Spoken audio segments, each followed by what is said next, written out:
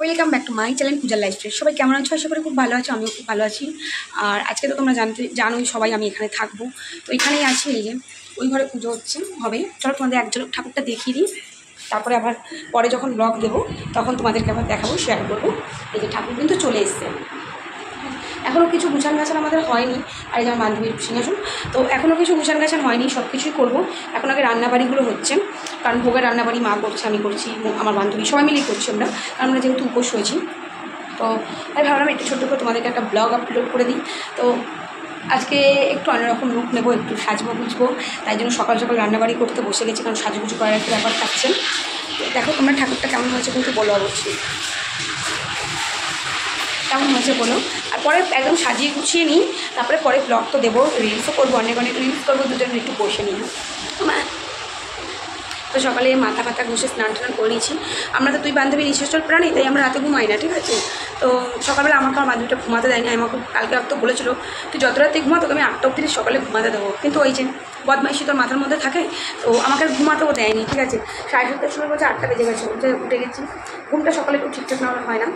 আর তোমার দাদাও আসবে, ওর আবার হচ্ছে মামির মা মারা গেছে, সে আবার কোলা নিতে যাবে, কাজ আছে, বহুত উল্টোপাল্টা প্রেশার হয়ে যাচ্ছে। কেননা মার্কেটে গেছে, মার্কেট করে ওর এখানে আসার কথা ছিল, এখন আবার মার্কেট করেও যেহেতু একটা মানুষ মারা গেছে, কারণ মৃত্যু তো আর বলে কয়ে কখনো আসে না, তো ওকে সেখানেও যেতে হবে। যেটা হয় জানো তো, আজকে দু তিনটে ভাই থাকতে অসুবিধা হতো না, যে ওইখানে চলে আসতে, এক ভাই ওখানে চলে যেত, কিন্তু এই প্রবলেমগুলো এবার আমি এখানে, তাই বললো তুমি ওখানটা ম্যানেজ করো, আমি ওই বাড়ি থেকে এসে তারপরে রাত্রিবেলায় আমি যাবো। এবার তোমার দাদার আসার কথা ছিল 6টা সাড়ে 6টার মধ্যে, সেটাই হয়তো 8টা 9টা বেজে যাবে, আস্তে আস্তে কিছু করার নেই।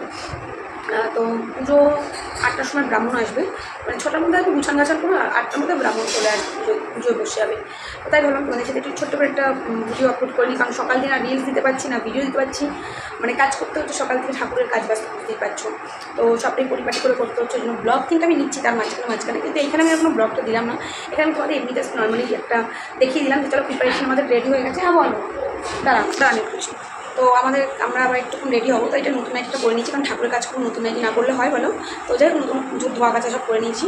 তো এখন আবার আমরা একটুখানি যাবো, মানে পুকুরে যাবো, ঘাটে করে জল ভরবে, মানে আমার বান্ধবীর পর পূর্ণমী তো পুজো, তো ওদের নিয়ম আছে মাথায় করে ঘাটে করে জল করে নিয়ে আসতে, তো ওই জলটাই ভরতে যাবো। এমনি এখন নর্মাল একটা লাল চুড়িদার করে নেবো, করে যাবো। তো তাই ভাবলাম তোমাদের সাথে একটু ছোট্ট করে একটু গল্প করে নিই, কারণ ব্লগ তো এখন আর হচ্ছে না, ব্লগ কালকে দেবো।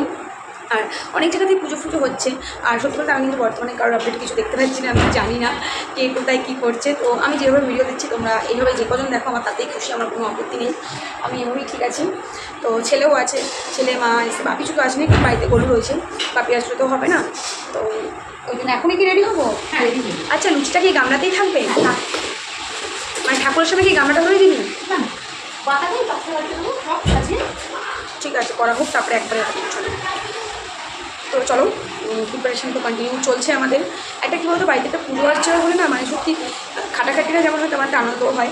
তো একটু সাজবো, একটু অন্যরকমভাবে, একটু অন্যরকম মানে সেরকম শাড়িই পরবো, আমার একটু সাজুগুজু করার ইচ্ছা নেই। আমি মুখে কখনো মেকআপ করি না, তো আজকে মেকআপ করবো, কারণ আমার বান্ধবী যেহেতু ও বিউটিশিয়ানের কাজ শিখেছিল, তো ও এখন ওর ইচ্ছা আমার ওপর সেটা অ্যাপ্লাই করার, তো সেটাই অ্যাপ্লাই হবে আজকে। কী হবে আমি জানি না, আমাকে দেখতে কেমন লাগবে, ও সাজায় ভালো অবশ্যই, বাট আমি তো মেকআপ করি না, তো আমি না নর্মাল লুকটাতে আমি থাকতে ভালোবাসি, বা নর্মাল লুকটাই আমার পছন্দ হয়। আমি মেকআপ টেকআপ আমার একদমই পছন্দ করে, আমার স্কিনে তো বহুত প্রবলেম হয়।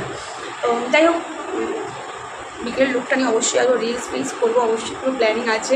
আর কালকে রাত্রে অনেক রাতে ঘুমিয়েছি, এখন ঘুমও পাচ্ছে, কিন্তু ঘুম পেলে ঘুমালে হবে না, অনেক কাজ আছে, সেগুলোও করতে বুঝতে পারছো। যাদের বাড়িতে পুজো আসছে হয়, তোমরা জানো একটা বাড়িতে কালী পুজো হলে কোন লেভেলের কাজ থাকে, কোন লেভেলের খাটনি থাকে।